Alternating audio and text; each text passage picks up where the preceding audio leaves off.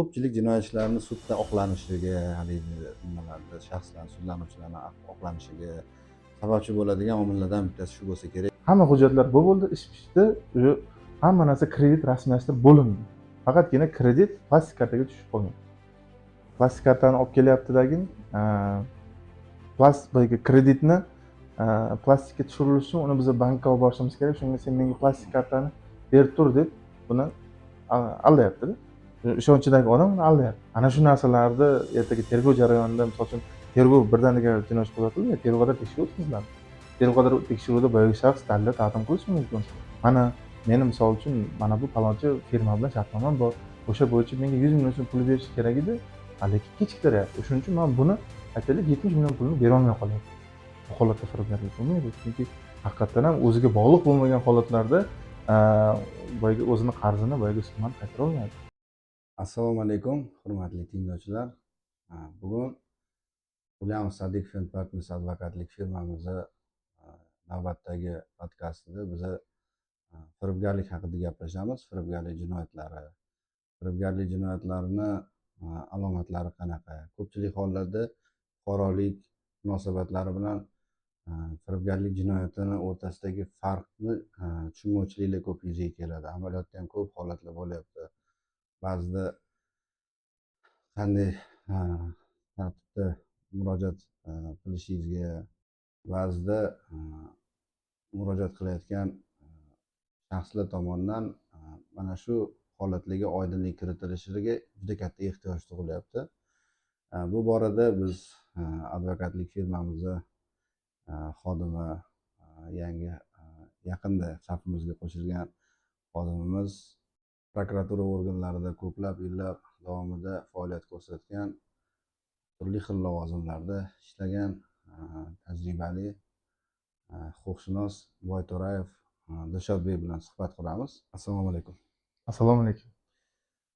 Dilshodbek, mana yaqin davrlargacha shu prokuratura organlarida turli lavozimlarda ishladingiz. Bu lavozimda qaysi lavozimlarda ishlagansiz? Qaysi sohada ko'proq faoliyat yuritdingiz? Jabhalari ko'p prokuraturani ham. Endi shu tajribangiz endi bugungi kundagi advokaturada qanday sizga qo'l kelyapti? Yosh yuristlarimiz bor.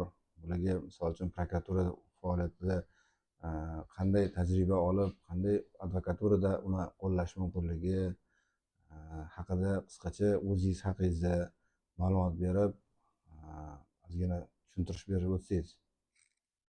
Rahmat. Avvalambor assalomu alaykum, hurmatli kuzatuvchilar. Xo'p, o'zim haqimda ma'lumot berib o'tadigan bo'lsam, prokuratura organlarida har bir yosh xodim kabi ish o'rganuvchilikdan boshlaganmiz.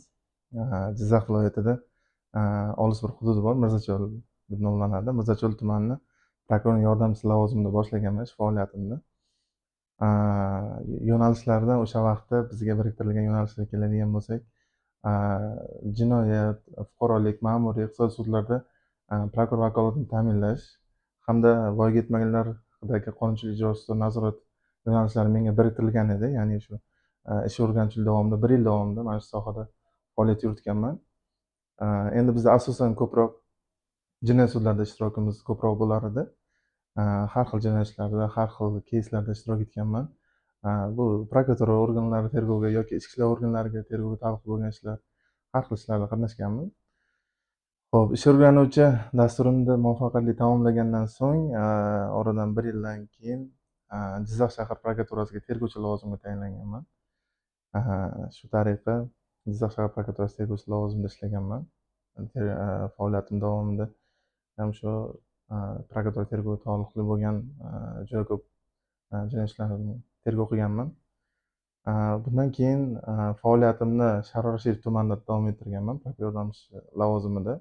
Ya'ni bunda yer resurslari talon-torojini oldini olish, qishloq xo'jaligi sohasida qonunchilikni ta'minlash, ya'ni qonunchilik ijrosini nazorat qilish kabi yo'nalishlarda faoliyat yuritib,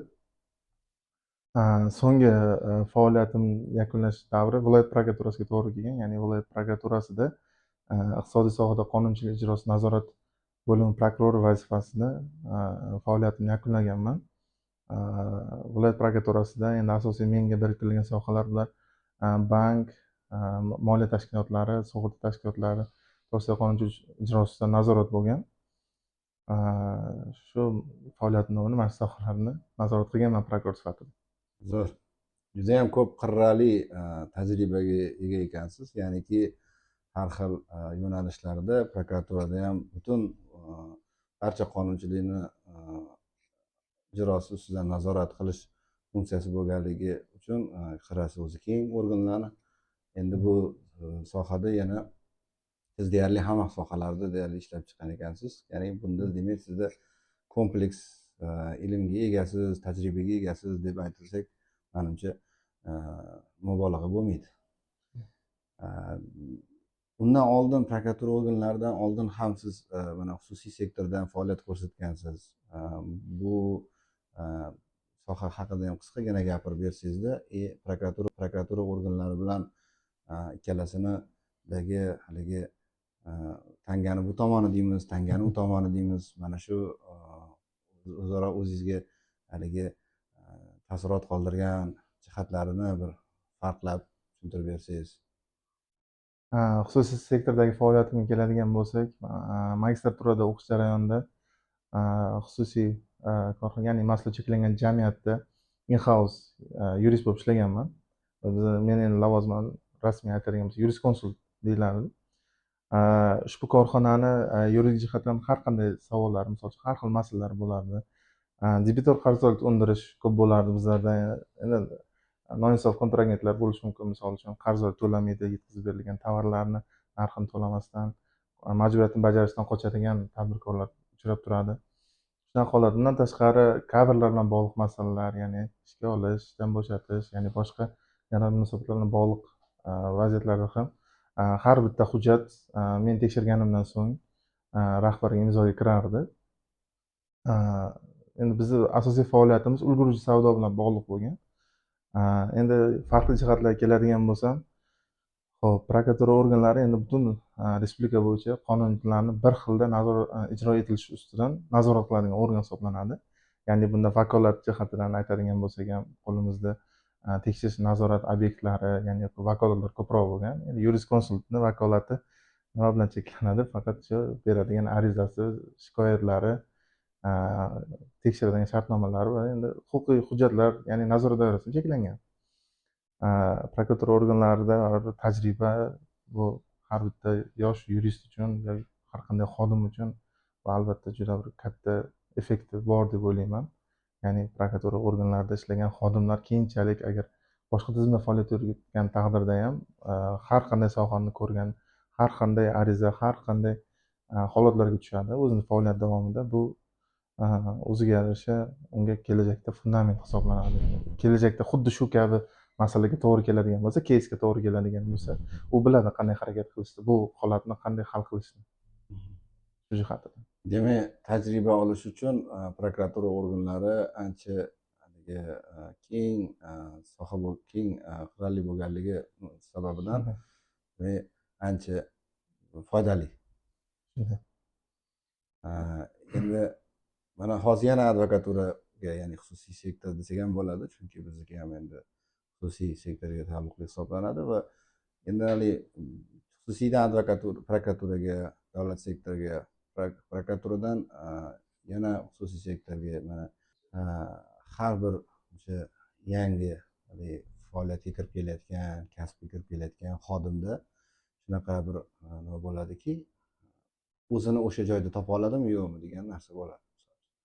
Mana shunaqa qiyinchiliklar bo'lmaganmi faoliyatingizda? Mana bittadan davlat sektoridan yana xususiy sektorga qaysi joyda o'zingizni sal erkinroq, komfortliroq deydimi, odam o'zi uchun bir mana shu soha meniki deydigan narsani qayerda ko'proq topgansiz? Endi bu savolingizga birdan javob berish albatta qiyin. Endi davlat tashkiloti bilan albatta xususiy tashkilot, xususiy sektorda solishtirish juda qiyin, chunki ikkala sohani ham o'ziga yarasha jozibador tomonlari bor. Birinchi navbatda endi ishlagan davrimga keladigan bo'lsak, prokuraturada moslashish bir yilda endi bekorga ish o'rganuvchi lavozim joriy etilmagan, shu bir yillik davr. Ya'ni o'sha xodim moslashishi, adaptatsiya qilib, yangi ish joylariga ko'nikib, o'zi uni faoliyati, uni missiyasi nimaligini tushunib olish uchun judayam bir yaxshi davr deb hisoblayman. Chunki bu davrda har qanday xato qilib qo'yishingiz mumkin. Endi insonmiz, hammamiz ham xato qilamiz. Lekin ish o'rganuvchilarniki endi ko'proq kechiriladi desam ham bo'ladi. Endi chunki unga ustoz biriktiriladi, unga o'rgatiladi. U hali bilmaydi, u qanaqa bu misol uchun holat qanday hal qilish kerak, bu holatda qanday yo'l tutish kerak. Shunaqa vaziyatlarda ustoz murabbiylar ularga yo'l yo'riq ko'rsatadi, xatolarni tushuntiradi, kamchiliklarni ko'rsatadi. Ustoz murabbiy an'anasi mana bu именно shu prokuratura sohasida yoki davlat tashkilotlarida ham ustoz shogird an'anasi mavjud va yaxshi rivojlangan deb hisoblayman o'zim. Xususiy sektorga keladigan bo'lsak, xususiy sektorda endi mavjud tajriba, bilimlarni inobatga olgan holda endi maslahatlashadigan hamkasblaringiz bo'ladi, lekin ustoz shogird an'anasi baribir ko'proq o'zingizga bog'liq bo'ladi ko'p narsa. Ya'ni o'z ustingizda tinmay ishlashingizga to'g'ri keladi. Chunki sizni qo'lingizda уже oldingi vakolatingiz yo'q. Aytaylik, qaysidir misol uchun faoliyatingizda tushunmagan nima narsalaringiz bo'ladigan bo'lsa, boshqa bo'ladigan bo'lsa, tegishli tashkilotlarga chiqib maslahat so'rab, og'ayni masalan, aka, mana bu qanaqa bo'ladi, o'zi mana bunaqa ariza keldi misol uchun, qanaqa hal qilinadi, mana bu qonun jihati qanaqa, misol uchun siz tushunmagan joylarni mutaxassis, sohani ichida yurgan odam sizga yaxshiroq tushuntirib berishi mumkin. Xususiy sektorga o'tgandan keyin o'zingiz izlanasiz, so'raysiz, sheriklaringizdan so'raysiz, birga ishlagan hamkasblaringizdan. Qolaversa bu yerda ham ustoz yo'q deb bo'lmaydi. Mana ustozlar bo'ladi, ustozlik qiladigan odamlar, ulardan so'raladi, mana buni ko'rib bering deyiladi. Qanchalik tajribangiz ko'p bo'lmasin, siz baribir maslahatlashgan, baribir yaxshi maslahat olgan, so'ragan, ya'ni gap borku, bilmaganni so'rab o'rgangan olim, orlanib so'ramagan o'ziga zolim. Ertaga qanaqadir xato qilib bitta insonni hayotini yoki uni ish reputatsiyasi bilan o'ynash bo'lmaydi. Shuning uchun ustoz shogird an'analarini kelib chiqib ham, ya'ni maslahat qilib faoliyat yuritgan menimcha manfaatliroq bo'ladi. Ko'proq endi ko'proq amaliyotga qadam qo'yayotgan yosh huquqshunosligi ko'proq manfaatli bo'lsin degan mazmunda berdik. Endi bevosita mavzuyimizga o'tadigan bo'lsak, firibgarlik jinoyatini tergovchi sifatida faoliyatingizdan va himoyachi sifatidagi faoliyatingizdan ikkita rakursdan qarasangiz, qanchalik bir-biridan tafovutlarni, uni ya'niki organ tomonidan bo'ladigan munosabat firibgarlikka nisbatan va o'sha advokat bo'lganda endi ko'proq o'sha himoya ostidagi shaxslar, vakilligi ostidagi shaxslar, qonuniy vakilligi ostidagi shu shaxslarni ko'zi bilan ularni manfaati yuzasidan qarayotgan holatdagi qanday tafovutlar bor bularning orasida, unga qanaqa munosabatda bo'linadi, ya'ni organlarda qanaqa qaraladi bu narsaga va advokat sifatida borganingizda bu yoqdan qaraysiz endi organga. Firibgarlik jinoyatlarini o'sha tergovga oid bo'lgan shu masalada qanday fikrlaringiz shakllangan? Endi tergovchi va himoyachi sifatida bu ishda qatnashish, bu ikkita frontda jang qilishdek gap deb holat deb hisoblayman. Ya'ni tergovchi bo'lgan vaqtingizda sizda O'zbekiston Jinoyat protsessual kodeksi bilan belgilab qo'yilgan, ya'ni 36-moddasida belgilangan huquq va majburiyatlaringiz bor. Ya'ni tergovchini vakolati juda keng. Tergovchi mustaqil shaxs hisoblanadi, mustaqil qaror qabul qila oladi. Uni qarorlarini hech kim, prokuror misol uchun faqatgina nazorat tartibida o'rganishi mumkin, lekin unga qaror qabul qilishga hech kim to'sqinlik qila olmaydi. Ya'ni bu jihatdan mustaqil hisoblanadi. Tergovchini asosiy vazifasi jinoyatni issiq izidan ochish, jinoyatni sodir etgan shaxslarni aniqlash va bu borada faoliyat yuritish. Ya'ni tergovchi jinoyatni fosh qilish uchun har xil taktikalardan foydalanadi, tergov harakatlarini o'tkazadi. Tergovchini qo'lida kuch va vositalari bo'ladi. Misol uchun tergovchini qarori yoki qanaqadir ma'lumot so'rab bergan xatlari va boshqa hujjatlar ijro etishga majburiy hisoblanadi. Ya'ni davlat tashkilotlari majbur. Tergovchi misol uchun qanaqadir ma'lumot so'rasa, vakolat doirasida harakatlar sodir etishni so'rasa, bu tergovchini qarorini ya'ni ijro etishga majbur hisoblanadi. Himoyachini vazifasi esa himoyachi misol uchun o'zini himoya qilayotgan shaxsni ushbu jinoyatga aloqadormi, yo'qmi? Mana shu narsani tekshiradi. Mana shu bo'yicha faoliyat olib boradi, qo'ldan kelgancha dalillarni yig'adi, tergovga taqdim qiladi. o'ziga yarasha iltimosnomalar kiritadi, advokatlik so'rovlar yuboradi. Ya'niki bitta shaxsni, himoya asoslangan shaxsni mana shu aybi bormi, yo'qmi? Ya'ni tergovchi kim, qanday degan savol bo'yicha izlanib harakat qilsa, advokat o'sha himoyasidagi shaxsga nisbatan nima uchun degan savol bilan harakat qiladi. Nima uchun meni himoyam ostidagi shaxs shuni sodir qilgan bo'lishi mumkin? O'zi o'sha sodir qilganmi, yo'qmi? Mana shu narsa jihatdan dalillar to'playdi. Tergovchi esa har tomonlama ko'rishga majbur jinoyat ishini. Ya'ni ayblanuvchilar davrasi nechta bo'lsin qat'iy nazar, 5 ta bo'la, 10 ta, 20 ta farqi yo'q tergovchiga. Ya'ni firibgarlik jinoyatlarida endi ko'pincha guvohi bo'lamiz, ayblanuvchilar bir nechta bo'ladi. Chunki firibgarlikni har xil sxemalari bor. Firibgarlarni ya'ni o'zaro misol uchun jinoiy guruhlar tuzib, o'zaro vazifalarni taqsimlab, ya'ni firibgar ya'ni birovni mulkini qo'lga kiritish ham hozirgi zamonda oldingiga nisbatan oson bo'lmay qoldi. Chunki odamlarni huquqiy onga olishyapti, ijtimoiy tarmoqlarni kuzatyapti, xuddi shu kabi podkastlarni tomosha qilyapti, izlanyapti, ularni o'rganyapti. Ular ham ertaga televizorda ko'ryapti yoki misol uchun huquqiy agitatsiya, huquqiy tushuntirishlarni ham bu yerda bir tomondan foydasi odamlarni ongiga singib boryapti. Qanday firibgarlarni qanday turlari mavjud, qanaqasiga qilyapti hozir. Misol uchun telefon orqali har xil ko'payib ketdi firibgarlar. Shu jihatdan himoyachi bilan tergovchini o'rtasida mana shu eng birinchidan shu vakolat doirasida farqlari bor. Tergovchi xohlagan vakolatini tergov harakatlarini o'tkazishi mumkin. Ya'ni JPKda belgilangan tergov harakatlarini hammasini o'tkazishi mumkin tergovchi. Bunga keladigan bo'lsak, vakolatida ya'ni tergovchi bu yerda regulyatordek desak bo'ladi. Tergovchi hal qiladi qanday tergov harakati o'tkazish yoki o'tkazmaslikni. Misol uchun siz iltimosnoma berishingiz mumkin, misol uchun ekspertiza tayinla deyishingiz mumkin, mana tintuv o'tkaz deb iltimosnoma kiritib so'rashingiz mumkin, lekin u baribir tergovchida qoladi oxirgi qaror. Qay darajada u tergov harakati o'tkazish endi uni mahoratiga bog'liq. Ya'ni jinoyat ishini yuritish vakolati, demak dastlabki tergovni amalga oshirish vakolati tergovchiga bevosita Jinoyat protsessual kodeksining 36-moddasida belgilanganidan kelib chiqadigan bo'lsak, uni faqat mutlaq vakolati va u vakolat doirasida tergovchini nazari jinoyatchiga nisbatan obyektiv, ya'ni har tomonlama o'sha advokat haligi ko'proq o'zini himoyasidagi shaxsni ko'proq himoyasi nuqtai nazaridan yondashadigan bo'lsa, u misol uchun jabrlanuvchilar bilan suhbat o'tkazish masalasi juda qiyin. Misol uchun advokatni boshqa qirralari ko'rinmaydi, ya'ni advokatga.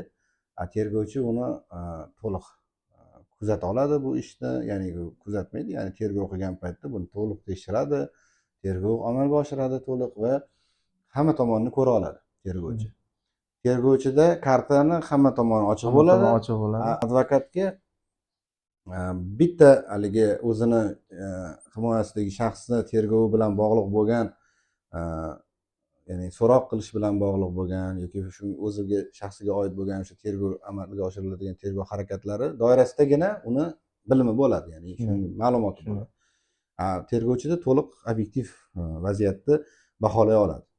Va shunaqa nazar jihatdan demak ma'lumotning ko'pligi nuqtai nazardan haligi tergovchida ko'proq vakolat. Hozir aytganingizdek, kartani deyarli hamma tomon tergovchiga ko'rinib turadi, chunki uni qo'lida jinoyat ishining hamma hujjatlari bo'ladi. Himoyachi bo'lsa faqatgina Jinoyat protsessual kodeksi talabi bo'yicha ham o'zini himoya asosidagi shaxsning huquq va manfaatlariga taalluqli hujjatlar bilan tanishish, tergov jarayonida demoqchiman, nusxa olish vakolatiga ega. Shu tomondan tergov yakunlangunga qadar, ya'ni advokatni pozitsiyasi o'zgarib turadi. Ya'ni tergov jarayonida pozitsiyamiz misol uchun bir xil bo'ladigan bo'lsa, tergov tamomlanib sudga o'tgandan keyin pozitsiyamiz, ya'ni dalillarimiz, boshqa nimalarimiz yanada ko'payishi mumkin. Ya'ni bunga sabab tergov tamomlangandan so'ng barcha ish hujjatlari bilan ayblanuvchi shaxs va uning himoyachilari tanishtiriladi. O'sha vaqtda tegishli nusxalar olinadi ish hujjatlaridan. O'sha vaqtda advokatda ham to'liq kartina hosil bo'ladi. Jinoyatchi qanday tomonga qarab anaqa ketyapti, o'sha qanday tugallandi, qanaqa dalillar yig'ildi, o'sha hamma hujjatlar bilan tanishgandan keyin advokatda ham to'liq boyagi aytganingizdek karta ochilib, hamma kartina paydo bo'ladi. O'sha kechmasmi oxirida kartalarni ochilgani himoyachida? Endi himoyachiga nisbatan endi nima desak bo'ladi, balki kech. Chunki tanishib chiqqandan keyin ham misol uchun qo'shimcha tergov harakatlarini o'tkazish uchun bo'yicha iltimosnoma berishingiz mumkin. Prokuror ko'rib chiqadi. Unda ham boyagi aytgandek lozim topsa qo'shimcha tergov harakatlarini o'tkazishga yozma ko'rsatmalarni qaytarishi mumkin. Ya'ni tergov harakatlari tamomlangandan so'ng ham bo'lmasa e'tirozlaringizni hammasini keyinchalik sudda bildirasiz degan vajlar ham uchrab turadi. Ya'ni tergovda to'liq bir pozitsiya shakllanadi, bitta yo'nalish shakllanadi. Kimlar aybdor shaxslar doirasi aniqlanadi. Ungacha advokatni himoya nuqtai nazaridan kartani kichkinagina bir qismi ochilganligi nuqtai nazaridan uni qo'li sal kishanlangan bo'ladi.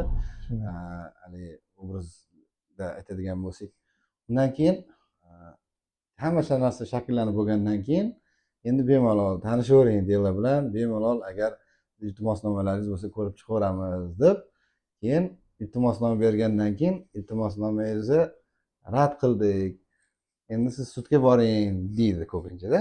Amaliyotda bor narsa shunaqada. Endi haligi obyektivlik nuqtai nazaridan, ya'ni xolislik, tergovdagi xolislik nuqtai nazaridan, mana endi siz hali ikkita front tomonidan ham bo'lib, sizga qiyinroq bo'ladi hozir savolga javob berish, chunki u yoqdan tomondan qarab gapirishingiz kerak bo'ladi yoki bu yoq tomondan gapirishingiz kerak bo'ladi. Endi siz ikkalasini umumlashtirgan holatda neytral pozitsiyada turib gapiradigan bo'lsangiz, qanchalik bu narsa adolatli deb hisoblaysiz?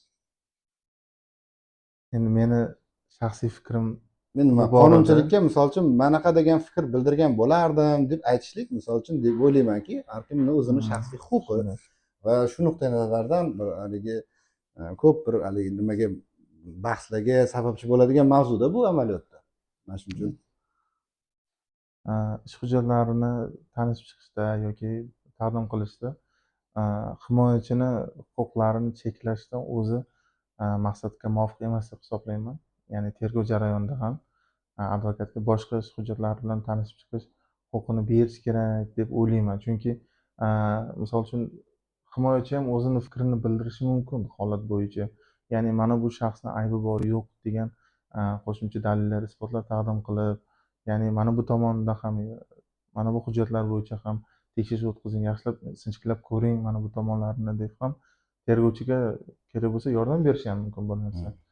Endi to'g'ri, tergov siri deymiz, hamma narsani ham aytib bo'lmaydi deymiz, lekin kerakli hujjatlar bilan tanishib, o'zini huquqiy jihatdan huquqiy pozitsiyasidan kelib chiqib ham tergovchiga yo'nalish berib yordam berishi mumkin, yordamchi bo'lishi mumkin o'z navbatida.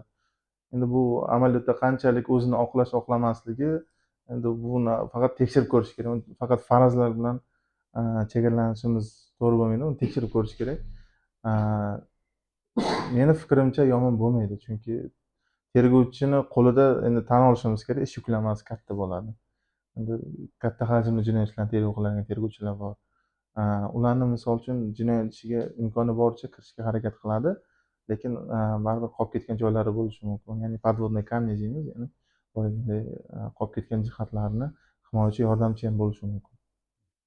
Albatta bu odil sudlovni ro'yobga chiqarish uchun hamma shu tergovchi, sud, himoyachi, yordamchi, ko'makchi vazifasini shu bevosita advokat ham bajaradi bu holatda. Ya'ni odil sudlovni ro'yobga chiqarishimiz kerak. Biz hammamizning umumiy maqsadimiz shu.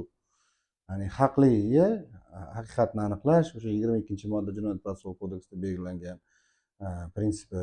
U barcha o'sha Jinoyat protsessual kodeksidagi fundamental prinsiplarida ta'minlanishiga ma'lum bir ma'noda ko'maklashuvchi va o'sha jismoniy va yuridik shaxslarni huquqlarini, manfaatlarini ta'minlovchi institut sifatida endi advokatura asosan o'zi vazifasi, missiyasi shundan iborat va shuning uchun ham haligi unga nisbatan qanaqadir boshqacharoq munosabatda bo'lib, uni cheklov nuqtai nazaridan qarash ko'proq menimcha ko'pchilik jinoyat ishlarini sudda oqlanishiga, haligi nimalarda shaxslarni, sudlanuvchilarni oqlanishiga sababchi bo'ladigan omillardan bittasi shu bo'lsa kerak deb o'ylayman. Chunki aytganingizdek, oxirida unga bergandan keyin u hammasini qurollangandan keyin beradi.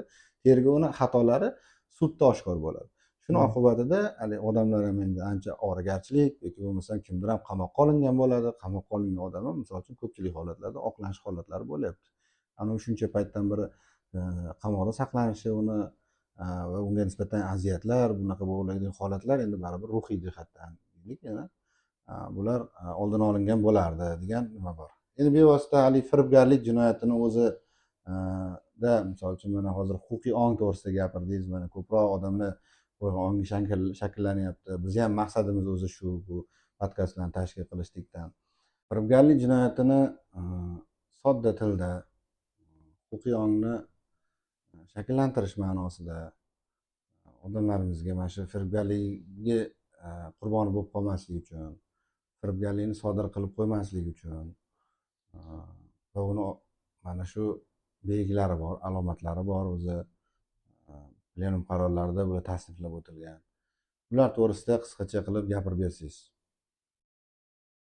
Firibgarlik jinoyati endi bugungi kunda yurtimizda eng keng tarqalgan jinoyatlardan biri hisoblanadi. Firibgarlik jinoyati O'zbekiston Respublikasi Jinoyat kodeksining 168-moddasi bilan tartibga solinadi. Ya'ni firibgarlik deganda biz aldash yoki ishonchni suiiste'mol qilish yo'li bilan o'zganing mulki yoki mulkka bo'lgan huquqini qo'lga kiritishni tushunamiz. Ya'ni bunda aldash yoki ishonchni suiiste'mol qilish nimada namoyon bo'ladi? Aldash bu ya'ni oldindan o'sha ma'lumotlarni yolg'onligini bila turib, ya'ni o'sha holatni, haqiqiy holatni yashirgan holda yoki mulkni qo'lga kiritish uchun har xil yolg'on sabablar, bahonalar ishlatgan holda, ya'ni shaxsni aldash orqali uning mulkini qo'lga kiritish tushuniladi. Ishonchni suiiste'mol qilish deganda ko'proq biz uzoq bir muddat davomida davom etib kelayotgan qandaydir birgalikdagi munosabatlar, ya'ni bu sheriklik munosabatlari bo'lishi mumkin. O'sha ya'ni shaxsda misol uchun o'sha kontragentga nisbatan ishonch bo'ladi. Ya'ni birgalikda aytaylik 1 yildan beri ishlab kelishyapti, birga savdo-sotiq qilishadimi yoki boshqa sohada sherikchilik qilishadi deylik. Ishonch bor misol uchun. Men siz bilan ishlab kelayotgan bo'lsam, misol uchun bir-birimizga nisbatan ishonchimiz bor. Misol uchun men sizga 1 so'm bersam, siz mani o'sha 1 so'mga xiyonat qilmaysiz degan mana ishonch bor. Keyinchalik vaqt o'tyapti, o'sha shaxsda уже xayolda firibgarlik maqsadi paydo bo'lyapti-da, sizni ishonchingizni suiiste'mol qilgan holda ishonchingizdan foydalanib, misol uchun qandaydir boshqa shartnomani sizga taklif qilib, o'sha shartnomani ichida sizni mablag'laringiz sizga ziyon keltiradigan holatlarni ko'rsatib yoki keyinchalik o'sha kimlar bilandir kelishgan holda sizni mulkingizni qo'lga kirityapti. Shunday ishonchni suiiste'mol qilish mana shunga misol bo'ladi ko'proq. Firibgarlikda endi bugungi kunda har xil turlari mavjud. Bu an'anaviy firibgarlikdan tortib kiber firibgarlikgacha misol keltirishimiz mumkin. Ya'ni an'anaviyda misol uchun bitta shaxsni ishonchiga kirib, aldab uni pulini qo'lga kiritishingiz mumkin. Yoki misol uchun bizda hozir eng ko'p tarqalganlaridan birov nomiga kredit rasmiylashtirish. Ya'ni og'ayni, o'rtoq, kel sen nomiga kredit, misol uchun 100 million, 200 million kredit chiqarib, tadbirkor bilan shug'ullanamiz, zo'r bo'lib ketamiz, ertaga foydamiz o'rtada bo'ladi degan misollar bilan aldab, uni nomiga aytaylik kredit rasmiylashtirib, o'sha kredit mablag'lari evaziga xarid qilingan mulklarni yoki o'sha naqd pulda oladigan mikroqarzlar bor, o'shalarni qo'lga kiritib, o'sha mulkni o'zini shaxsiy ehtiyojlari uchun sarflab yuborib, ikkinchi tomonda faqatgina majburiyatni qoldiradigan holatlar ham bor. Mana shunaqa firibgarlik holatlari. Bunday holatlardan hozir ancha keng rivojlangan. Xo'p, kiber firibgarlikka keladigan bo'lsak, hozir internet orqali, telefon orqali ko'proq bo'lyapti. Telefon qilishadi. Biz falonchi tashkilotdanmiz, bankdanmiz, kredit muassasasidanmiz. Misol uchun qarzdorlik bor ekan yoki sizga kiber hujum uyushtirildi. Biz bank tomonidan sizni pullaringizni himoya qilishimiz kerak deb o'zini bank xodimi sifatida tanishtirib, boyagi odamni ishonchiga kiradi. Odam balki sodda odamda deyarli shubha bo'lmaydi. Haqiqatan ham meni bank plastik kartamni bloklab qo'yishi mumkin yoki pulimni yechib olibdi. Bu odam menga yordam berar ekan degan tasavvur bilan boyagi telefonga kelgan SMS kodlarni aytishi mumkin yoki kartasi to'g'risidagi ma'lumotlar va boshqalarni aytib, firibgarlar tuzog'iga tushib qolishi mumkin ko'proq. Endi firibgarlikni oddiy fuqaroviy huquqiy munosabatlardan farqlash lozim bo'ladi. Ya'ni firibgarlikda o'sha o'zganing mulkini qo'lga kiritish bo'lgan qasd oldindan paydo bo'ladi. Bu bo'yicha plenum bo'yicha bunda tushuntirishlar berib o'tilgan. Ya'ni firibgarlik sifatida malakalash uchun qasd oldindan paydo bo'lganini isbotlab berish kerak. Bu ham tergovchi uchun ma'lum bir qiyinchilik tug'diradi. Chunki qasdni oldindan isbotlash juda qiyin. Bugungi holatiga munosabatlarni aytaylik xuddi xuddiki misol uchun qarz oldi berdiga o'xshagan yoki boyagiday birga sherikchilikda amalga oshirilgan ishlarni sifatida ayblanayotgan shaxs o'zini hech kim men aybdorman, meni ayblang, meni qamang demaydi. Aytadi, men haqiqatdan birga sheriklik qilib qilmoqchi edik, salgina o'xshamay qoldi yoki kredit olmoqchi edik, tavakkalchilik asosida bo'ldi, ya'ni tadbirkorlik tavakkalchilik degani.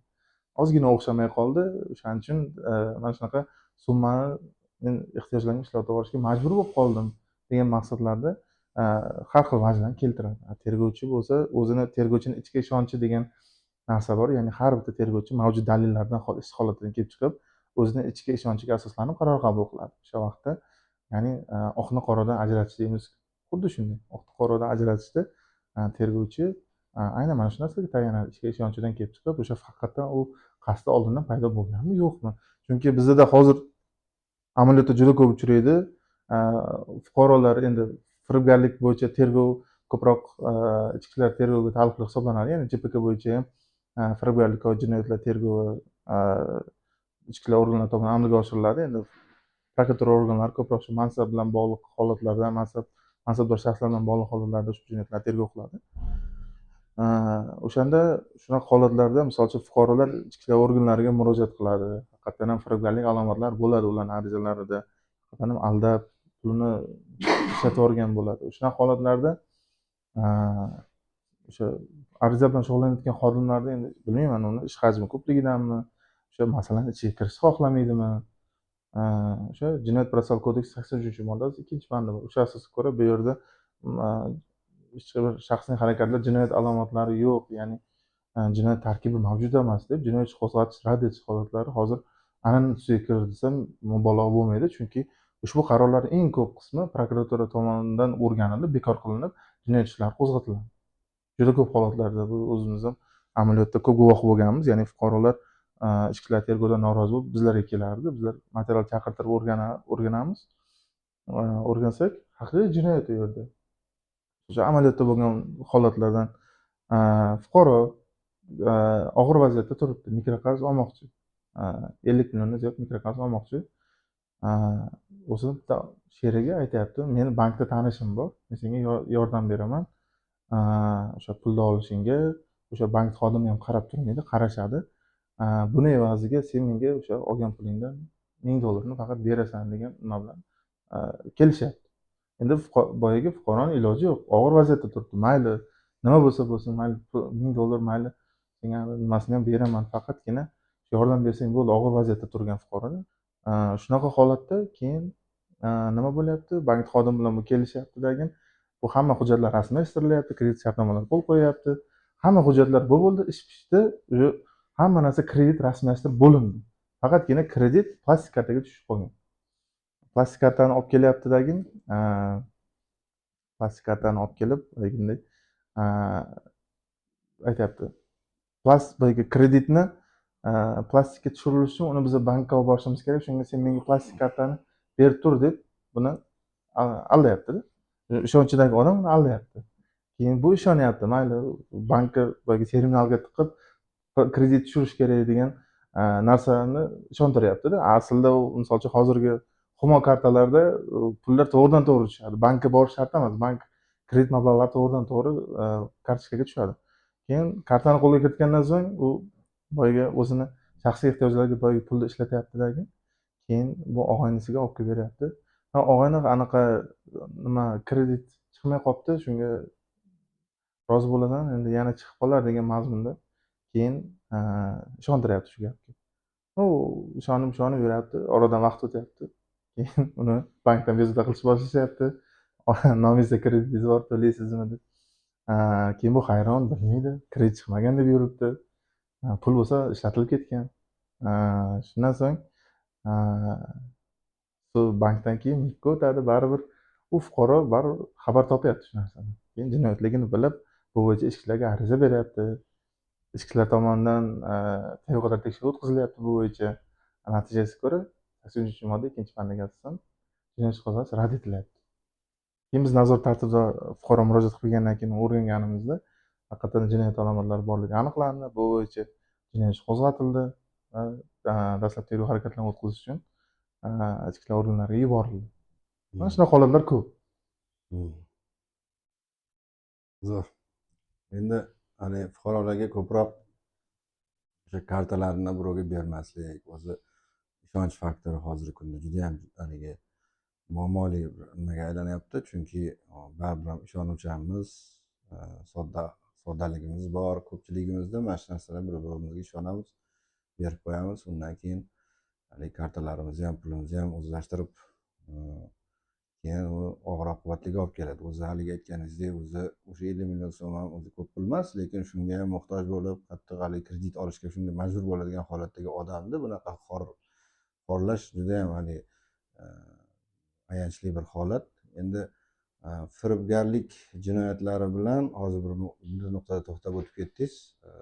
Fuqarolik huquqiy munosabatlaridagi tafovutlar, ya'ni agarda fuqarolarning o'rtasida o'zaro, misol uchun biznes qilish bo'yicha yoki bo'lmasam o'zaro bir nasiya savdo ko'p hozirgi kunda. Mana shu nasiya savdoga to'xtalsak bo'ladi. Nasiya savdoda misol uchun ko'proq haligi tovarni rasmiy, agar o'sha hisob fakturalar orqali chiqaradigan bo'lsak va uni hisobga qo'yib chiqaradigan bo'lsak, soliqdan to'lovlarimiz bo'ladi, boshqa deb shundan bir tejamkorlik qilish maqsadida odamlarga hech qanaqa hujjatsiz nasiya savdoga keyinchalik bo'lib to'lash sharti bilan mahsulotni berib yuboriladi. Endi u mahsulotni olgandan keyin uni sotadi. U ham tabiiyki naqdga sotadi. Naqdga do'koniga borib sotadi. Undan keyin yoki bo'lmasam do'konlarga tarqatadi. Naqd pulni oladida nimaga bermaydi. Ya'ni mahsulot haqiqiy egasi bergan odamga pulini bermaydi olib borib. Va'dalashilgan muddati bor edi, boshqa bor edi, yo'q bo'lib qoladi tabiiyki. Yoki bo'lmasam birinchi martada bo'lmaydida, ko'plab haligi ishonchga kirib aytganingizdek bir necha yillar davomida haligi diler sifatida faoliyat yuritib kelayotgan holatlarda ko'p uchrayapti shunaqa holatlar. Ya'ni ko'p tovar olinadi. Birinchisi bitta partiyadan, deylikki misol uchun 100 million so'mlik partiya bo'ladigan bo'lsa, 20 million so'mlik qoldiq qoladi, keyingisidan yana 30 million so'mlik qoldiq qoladi. Shunaqa qilib kelib borib bir 5-10 milliard pulgacha chiqqan paytda bu summa ancha katta bo'lib qoladi. 1 milliardlik kamomad yuzaga keladi. Bu holatda o'zaro haligi buni ko'proq sotib berish sharti bilan mahsulotni yetkazib berish, o'zbekcha agar aytadigan bo'lsak, mazmun mohiyatdan komissiya shartnomalariga ko'proq to'g'ri keladi, muvofiq keladi. Ya'ni bu yerda qanaqangi rasmiy shartnoma yo'q, lekin ko'proq mazmunan komissiya shartnomasiga to'g'ri keladi. Mana shunaqa nasiya savdolarda bo'layotgan holatlar bo'yicha fuqarolik munosabati sifatida buni baholab, uni fuqarolik sudiga murojaat qilish lozim bo'ladimi yoki bo'lmasam firibgarlikmi, uni o'rtasidagi farqlarni, juda ham nozik farqlar borda bu yerda. Ana shu, endi bu har bir vaziyatni o'zidan kelib chiqadi tabiiyki, lekin uni umumiy amaliyotdan kelib chiqqanda, mana shu takrorlanayotgan ishlardan kelib chiqqan holatlarda mana shu farqlarini tushuntirib bersangiz ko'proq. Hozir endi amaliyotdan kelib chiqib aytadigan bo'lsak, bu tusdagi firibgarliklarni aniqlash birmuncha qiyinroq hisoblanadi. Chunki boya aytganingizdek, o'rtada birinchi qarz munosabatlarga kirishiladi. Qarz munosabatiga kirishgandan keyin o'zaro ikki shaxs o'rtasida qarz oldi-berdi bo'lgandan keyin fuqaro huquqiy munosabat deb ko'p joylarda kvalifikatsiya qilinadi-da bu narsa. Endi ko'pincha firibgar jinoyat tergov qilayotganda tergovchilar ko'proq e'tibor qaratadigan jihati bu takrorlanishi bo'ladi. Ya'ni bu bitta shaxs doirasida takrorlanishi ham mumkin yoki bir necha shaxslar doirasida. Ya'ni bu degani o'sha firibgar bitta shaxsdan surunkali, ya'ni qarz olib, misol uchun realizatsiyaga olyapti, misol uchun 10 milliondan olib kelyapti-dan keyin u misol uchun uni muddati bor. Aytaylik 3 oyda boyagi pulni qaytarish kerak, qaytarish muddati bor. Misol uchun aytaylik 3 oy ichida bu 100 millionlik tovar olib qo'yapti. Lekin uni boya aytgandek sotib agar daromad olgan bo'lsa, uni qaysidir qismini qaytarish kerak-ku. Bu yana boyagidek individual holatda qasdni oldindan paydo bo'lganini isbotlab berishga bog'liq bo'ladi. Yoki bo'lmasam o'sha bitta firibgar, misol uchun aytaylik 50 talab, 100 talab shaxsni xuddi shunday aldagan bo'lishi mumkin. xuddi shunday bir 20ta 30ta 50talab dilerlardan borib unisidan qarz oladi, bunisidan qarz oladi, ertaga beraman, indinga beraman deb mana shunaqa jabrlanuvchilarni ko'pligi ham mana shu firibgarlikni isbotlovchi holatlardan biri hisoblanadi. Jabrlanuvchi soni ko'pligi mana shu jihatiga ko'proq e'tibor qaratiladi. Endi ya'ni bir martalik holatlarda men boyagi qasdga, ya'ni bunda tergov harakatlari davomida guvohlar so'raladi, yuzlashtiriladi. Mana shu jarayonda ko'proq aniq bo'ladi. Ya'ni bu shaxsda oldindan qaytarish niyati bo'lgan, bo'lmaganmi o'zi? Ya'ni u odamda tabiiyki siz psixologik test o'tkazib ko'rish imkoniyatingiz judayam kam. Ya'ni ehtimolingiz u odamni ichiga kirib, uni niyati o'sha paytda qanaqa niyatda bo'lgan ekan deyish ma'nosida judayam nima. Endi bu holatga oid bo'lgan plenum qarorida shunaqa qoida keltirilganki, agar o'sha shartnomada ikkita tarafdan bittasini niyati o'sha shartnoma tuzishdan oldin o'zgani mulkini o'zlashtirishga qaratilgan bo'lsa, bu firibgarlik sifatida baholanadi. Agar garchi uni o'rtasida shartnoma mavjud bo'lsa ham, ya'ni yozilgan shartnoma mavjud bo'lsa ham. Bir qarashda qarasangiz shartnoma borligini o'zi fuqarolik huquqiy munosabatni keltirib chiqaryapti. Lekin agar shu shartnoma mavjud bo'lgan taqdirda ham uni niyatini oldindan paydo bo'lganligi, demak, uni firibgarlik sifatida uni harakatini baholash uchun asos bo'ladi. Endi ikkinchi tomondan shunaqa narsa borki, misol uchun haligi aytgan misolimizda tovarni olgandan keyin uni niyati haligi haqiqatdan ham savdo qilish edi. Lekin misol uchun deylikki, farzandi bir og'irroq kasal bo'lib qoldi deylik, misol uchun. Yoki bo'lmasam biron bir talofat yetib qoldi unga, moddiy jihatdanmi biron bir talofat yetib qoldi.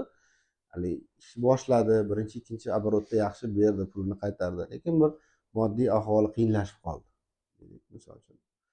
Va u o'shanga majbur bo'ldi, endi hali majburiyatini bajara olmayapti. Shuni asosida pulni o'sha yerga ishlatib yubordi. To'g'ri, u va'dasiga xilof ish qildi. Lekin uni harakati ayni bir holatda firibgarlik sifatida baholanadimi degan savol turadi. Ya'ni niyatni o'sha joyda tovarni oldi berdisini bo'lgandan keyin o'zgarganligi, ya'ni pulni qaytaradigan kunga kelgan holatda u nafsi yo'l qo'ymadi. Ba'zi bir sabab bo'ldi yoki biron bir uzrlimi yoki uzursizmi sabab bo'ldi, u pulni haligi qaytarib bermadi. O'sha odamga pulini olib borib bermadi, tovarni pulini. Bunaqa holatda qanaqa haligi tasniflanadi, bu kvalifikatsiya qilinish kerak bo'ladi? Bu firibgarlik sifatida tushuniladimi bu narsa yoki bo'lmasam buni biz fuqarolik munosabatda, ya'ni niyati buni undan oldin paydo bo'lmagan, ya'ni aldash niyatida bu narsa sodir qilinmagan deb baholanadimi degan savol tug'iladi. Bu ko'p bo'ladi bu narsalar.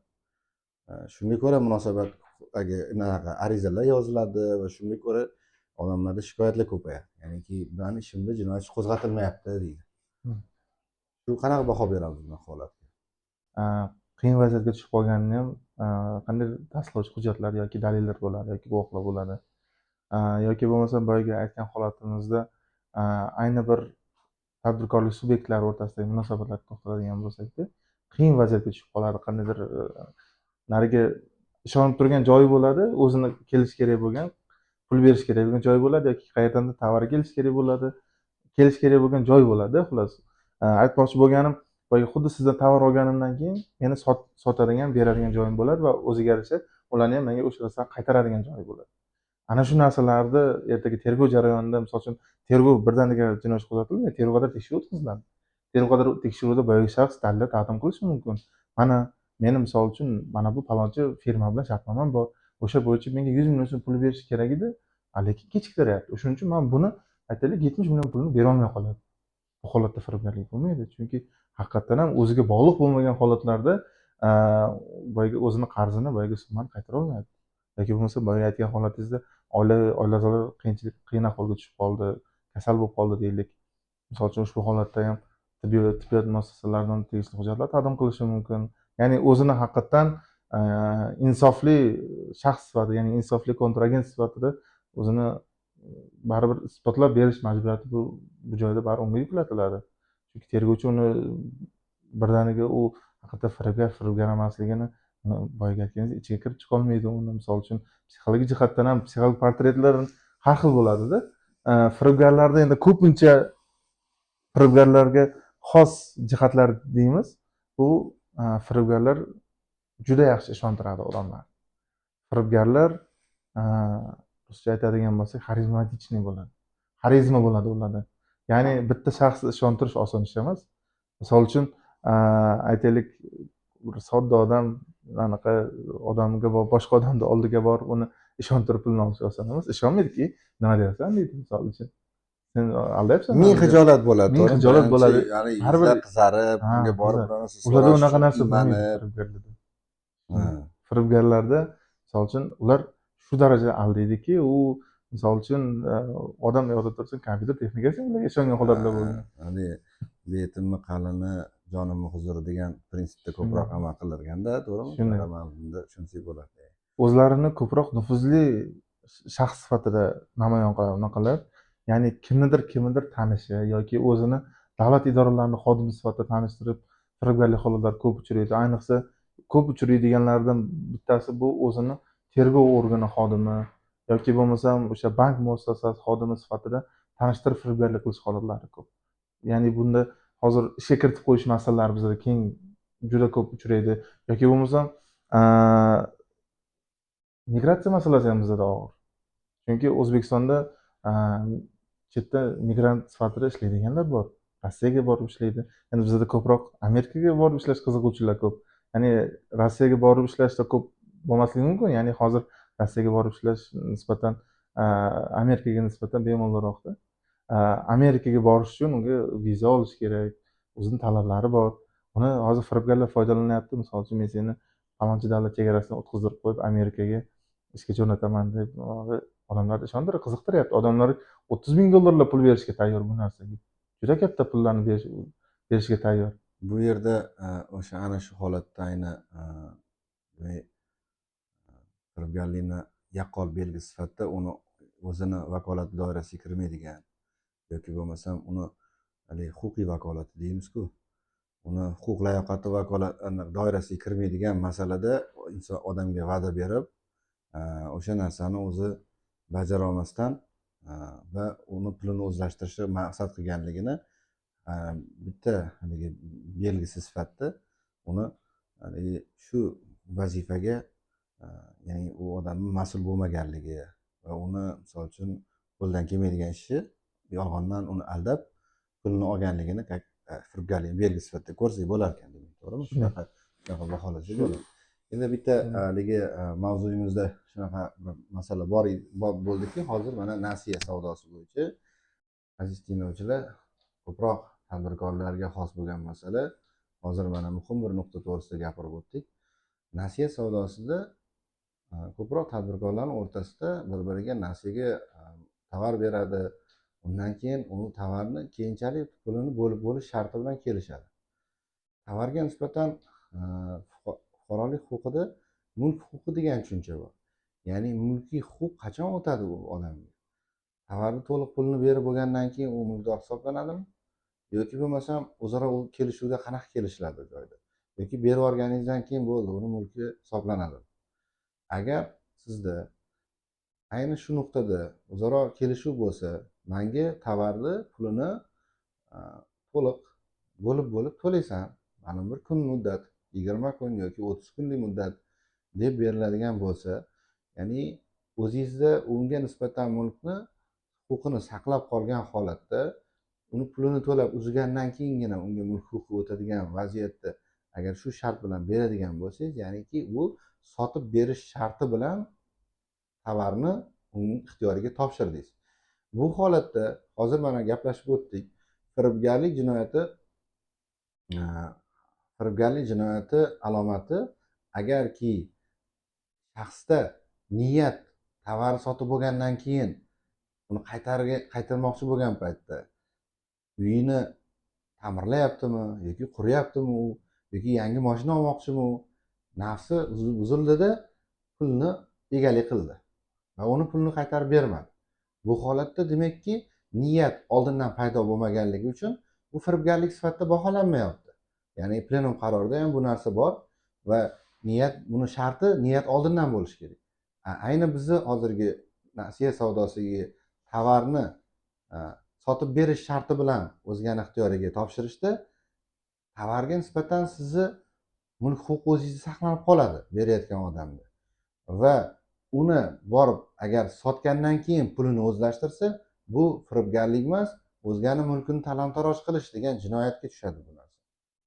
Ya'ni sizni mulkingizni ishonib topshirdingiz, o'zgani o'ziga ishonib topshirilgan mulkini talon-taroj qilish bo'ladi. Ya'ni buni moddasi 167-modda, firibgarlik 168. Bir-biri bilan juda ham yaqin o'rtoq bu ikkita jinoyat va bu holatda siz agarda sizda qiyinchilik tug'ilayotgan bo'lsa, ertaga u odamni nomidan narsalari yo'q bo'lib qoladi, man uni fuqarolik tartibidan undirishim qiyin bo'ladi deydigan bo'lsangiz, shartni shunaqa kelishingki, bir varoq, yarim varoq tilxatga mana shu tadbirkordan falonchi mahsulotni sotib berish sharti bilan man falonchi qabul qilib oldim, falonchi kunda mahsulotni pulini to'liq yetkazaman yoki sota olmasam mahsulotni o'zini qaytarib beraman degan mazmundagi tilxatingiz asosida buni o'zgani mulkini, o'ziga ixtiyoriga topshirilgan mulkni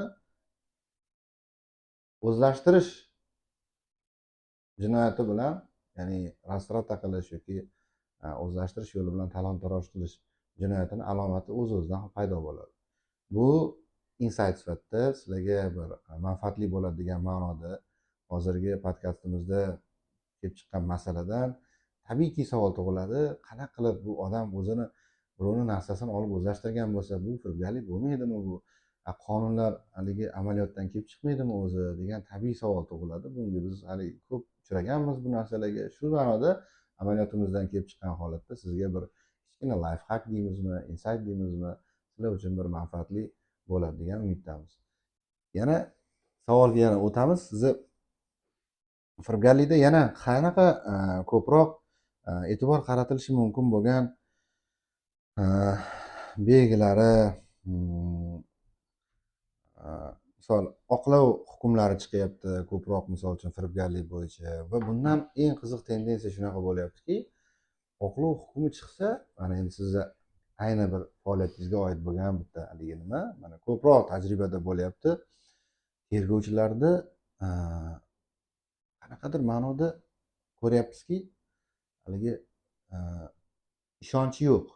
Ertaga sudda mana shunga o'xshash bo'lgan bitta haligi, misol uchun deylikki, parfyumeriya biznesi bilan shug'ullanayotgan holatda ariza beryapmiz, buni biznesga deb go'yoki biznes birga sheriklik qilamiz deb pulini olib o'zlashtirayotgan holatda aniq yaqqol dalillar bilan isbotlab bergan holatimizda ham tergovchi aytyaptiki, yaqinda bir tillachilarni devasi bo'ladi, xuddi shunga o'xshagan elementlar bilan, xuddi shunga o'xshagan belgilar, hammasi obyekt, obyektiv tomoni, subyektiv tomoni hammasi haligi nimada, mana shu bir-biriga o'xshash, lekin oqlov hukmi chiqdi. Shuning uchun biz u narsani hozir sizga chiqara olmaymiz deyishadi, misol uchun. Ya'ni bizda pretsedent huquqi yo'q tabiiyki, lekin baribir amaliyotga qaralishi holatlari bor. Bundan kelib chiqqan holatda mana shu oqlov hukmlari ko'proq haligi chiqayotgan holatlarda, ya'ni biz jabrlanuvchi tomonidan yondashadigan bo'lsak, misol uchun uni tabiiyki mulkiga haligi ziyon yetgancha, bu kimlardir qarz bo'lishi mumkin yoki bir niyatlari bor edi unga, uni talofat ko'ryapti. Buni holatlarda qanaqa ko'proq shu oqlanayotgan holatlardagi asosiy haligi e'tibor qaratish kerak bo'lgan belgilar nimadan bo'lyapti bu narsalar ko'proq? Shundan amaliyotingiz bo'yicha ozgina qisqa gapirib bersangiz.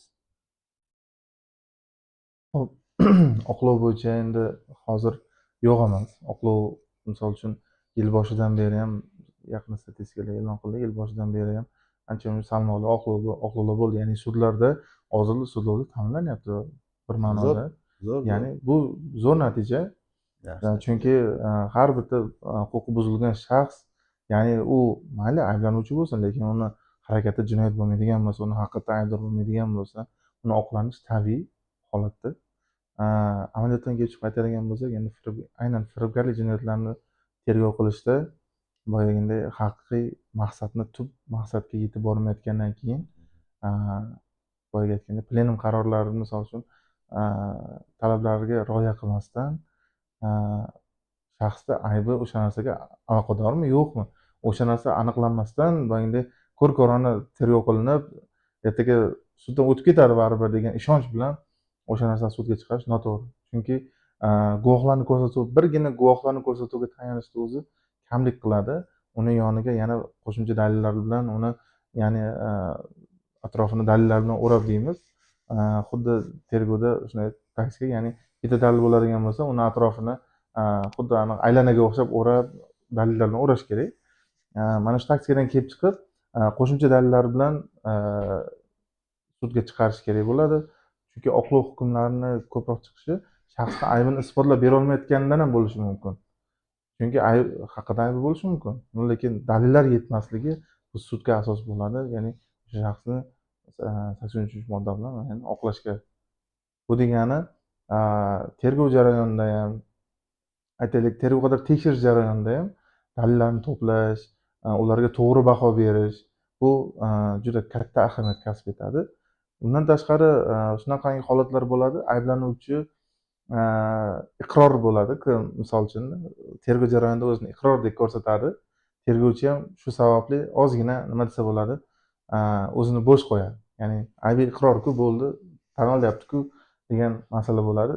Lekin biz amaliyotdan bilamiz, ayblanuvchini xohlagan payt ko'rsatuvni o'zgartirishi mumkin. Chunki ayblanuvchi u o'zini aybsizligini isbotlab berishga majbur emas u. Tergovchi naborat uni aybi borligini isbotlab berishi kerak. Aybini dalillar bilan uni kerak bo'lsa mixlab qo'yish kerak. O'sha biron joyga chetga chiqolmaslik kerak, o'sha tergovchi to'plagan dalillardan, ko'rsatuvlar bilan. Ya'ni bu holatda ayblanuvchini aybi iqrorligiga ishongan holda jinoyatchini ayblov xulosasi yoki ayblov dalolatnomasini sudga chiqarishda o'zi xato. Mana shularning orqasidan ham oqlov hukmlari kelib chiqyapti. Chunki hozir mustaqil sudlar, mustaqil ular qaror qabul qilishda sudlar. Agar dalil yetarli bo'lmaydigan bo'lsa, o'sha shaxsda o'sha jinoyatga aloqador bo'lmaydigan bo'lsa, ya'ni jinoyatda 4 ta tarkibi bor, o'sha 4 ta tarkibdan bittasi bo'lmasa ham jinoyat hisoblanmaydi. Ya'ni obyekt obyektiv tomon, subyekt subyektiv tomon, yuqorida aytib o'tganingizdek, ulardan bittasi bo'lmasa ham bu jinoyatni inkor etadigan, ya'ni oqlashga asos bo'ladigan holat hisoblanadi. Zo'r. Endi oqlov hukmlarining chiqarilishligi bu ko'proq adolatli sud tizimidan, odil sudlovdan ko'proq alomati belgisi sifatida ko'rishga o'rganganmiz. Lekin hozir siz aytayotgan holatingizda mana birinchi bergan misolingizda kreditni olib va o'rtog'ini pulini o'zlashtirib yubordi. Unga nisbatan jinoyat ishi qo'zg'atilgani yo'q. Biz uni prokuratura organlarida u narsani qo'zg'atilishiga erishildi degan vaziyatda birinchi holat. Va ikkinchi holatda sudlar tomonidan bu haligi hodisada jinoyat tarkibi yo'q deb turib oqlov qilish holati, misol uchun. Mana amaliyotda uyg'unlik qanchalik haligi mavjud deb hisoblaysiz? Mana shu hozir mana haligi parfyumeriya biznesidan misol olib turib, tillachilarni ishi oqlanganligi uchun parfyumeriyadagi bo'lgan yaqqol jinoyatni deb, endi biz advokatlar shunaqa deb hisoblaymiz. Nimaki biz ham o'zimizga yarasha pozitsiyamiz bor, asoslantiramiz hamma narsani. Ya'ni biz ham shu narsani shunaqa o'qiymiz, 168-moddani belgilarini, qarorlariga asoslangan holatda ko'rib, mana shu holatda bor deymiz. Balkim subyektivroqdir bu fikrimiz, ya'niki tomonlarda, lekin hali yuzlashtirishlar o'tkazilgan holatda hamma tomonlama harakatlar o'tkazilyapti-da, lekin yuzlashtirishda ham to'liq ayon bo'lyaptiki, u odam firibgarlik qilgan haqiqatan ham. Endi ya'ni karta, haligi aytgandek, karta ancha keng ko'lamda ochildi. Uni ochilganidan keyin endi ko'ryapsiz, lekin hali ishda jinoyatchi tugatilyapti 83-modda 2-bandi bilan va unga asos sifatida hali har xil sabablar bor, boshqa bor. Ba'zi bir sabablar sifatida aytilyaptiki, shunaqa o'xshash bo'lgan ishda sud mana shunaqa oqlov hukmi chiqardi degan. Bu baribir tergovchi sudga olib boradi devasini. Ishini olib borgandan keyin sudda haligi amaliyot bo'lgandan keyin baribir ham unda qanaqadir ma'noda qo'rquv bo'ladimi yoki bo'lmasam u sinchkovlik bilan kirmayaptimi yoki malaka yetishmayaptimi? Misol uchun har bir holat individual-ku. Unga haligi aytganingizdek 4 ta belgisi, asosiy zaruriy shartlari jinoyat bo'lishi uchun hali obyektiv tomoni, subyektiv tomoni, misol uchun usullari, metodlari qanaqa qilib, niyati qachon paydo bo'lgan, sinchkovlik bilan kirib, mana shu holatda garchi shunga o'xshash ayni birga bir holatda oqlov hukmi chiqqan bo'lsa ham, buni ayni bizni holatimizda haligi aytganingizdek nozik nuqta bu niyat deb qachon paydo bo'lganligi misol uchun. Bu birga bir tushmaydida hech qachon ham ikkita odamni niyatini bir biri bilan birga tushmaydi. Lekin nimaga shu tergov amaliyotida ko'proq kuzatilyaptida qanaqadir o'ziga ishonch yetishmayotgandek bo'lyapti. Mani nazarimda shunaqa, bilmadim. Yana hamki yana o'zimni shaxsiy subyektiv amaliyotimdan asoslangan holatda fikrim bu tergovchi o'ziga haligi ishonch susaygan. Bu yerda chunki ikkita uchta oqlov hukmi bor.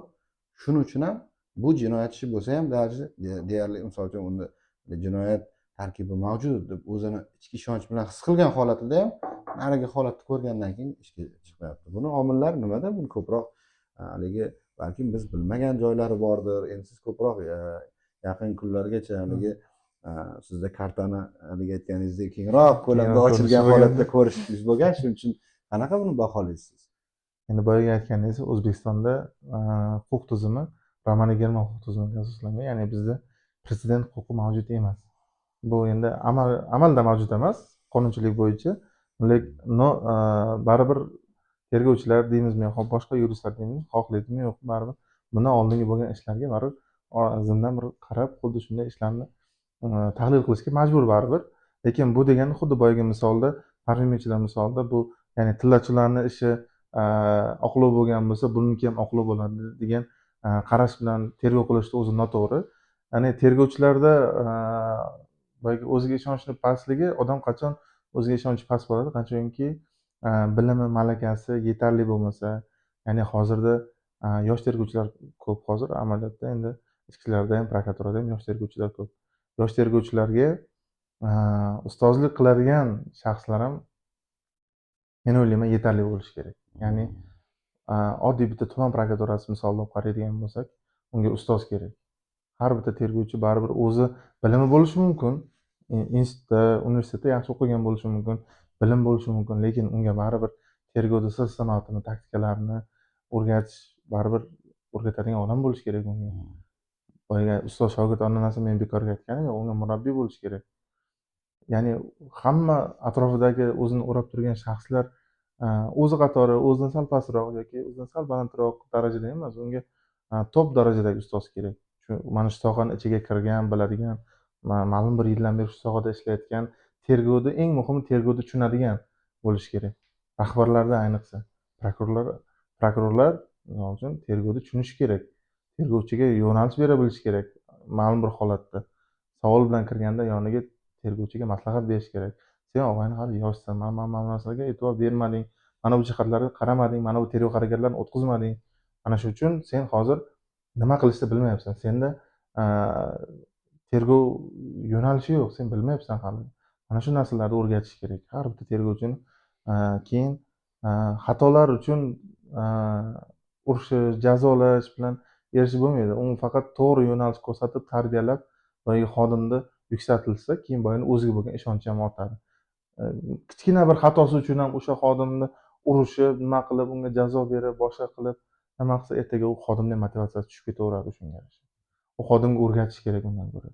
Sen mana bu narsani qilmading, o'shaning uchun mana bu narsalarga e'tibor qaratishing kerak edi deb, unga to'g'ri ma'noda ustozlik qilib, kerak bo'lsa ota o'rnida ota u yerda. Chunki biz ish faoliyatiga umrimizda aytaylik, kun hisobida oladigan bo'lsak ham, kunimiz 3dan 2 qismi tergovchi bo'lganimizda ishxonada o'tardi. Tan olish kerak, bu yashiringan fakt emas. Tergovchi 12 soatlab, 14 soatlab, kerak bo'lsa undan ko'proq ishlaydi. Voqejoylar bo'lib qolardi oqshomlari, misol uchun. Shunaqa holatlarda ertalabgacha ishlagan vaqtlarimiz bo'lgan. Bunaqa holatda tergovchini faqatgina boyagi aytganingizdek, endi mavzu uzoqlashmagan holatda tergovchini malakasi yetarli bo'lishi kerak. O'shanda o'ziga bo'lgan ishonchi bo'ladi. O'sha misol uchun firibgarni so'roq qilayotgan vaqtda ham tergovchini ichki ishonchi qayerdan shakllanadi? Mana shu bilimidan, mana shu amaliyotda ko'rgan narsalaridan, ustozlar bergan o'gitlardan shakllanadi. Odam o'sha ichki ishonch degan nimani ayni bir nimasi yo'q, tasfi yo'q, qanday paydo bo'lishi. Misol uchun men sizni ichki qanaqadir xarakteringizni, anaqa tashqi ko'rinishingizdan turib aniqlashim mumkin, yoki gap so'zingizdan, menga bergan ko'rsatuvlaringizdan, qo'limdagi bor dalillardan menda ichki ishonch paydo bo'ladi. Ana shu tergovchilarda ichki ishonchi, o'ziga boyagiday o'ziga bo'lgan ishonchi oshadi shunday holatda. Shundan kelib chiqib, keyin tergovchi misol uchun firibgarligini bildi. O'shanga yarasha unga baho berdi harakatlarga. Tergov harakatlarini o'tkazib, guvohlarni ko'rsatuvi bilan, tergov harakat natijalari bilan, misol uchun har xil ekspertizalar bo'lishi mumkin. O'sha natijalari bilan jinoyat ishini mustahkam qildi. Endi unda ishonch bor. Misol uchun men jinoyat ishini tergov qilgan vaqtimda o'zimda ichki ishonchim mana shu jinoyat ishi suddan o'tishiga 100% ishonchim komil bo'lgandagina boyagi tergov harakatlarini tamomlab jinoyat ishini sudga chiqaradi. Chunki meni ishonchim komil bo'lmay, ellik-ellik suddan o'tadimikan, yo'qmikan degan qo'rquv bilan nima qilishni o'zi, misol uchun endi hammada har xil bo'lishi mumkin. Misol uchun menga yoqmas edi.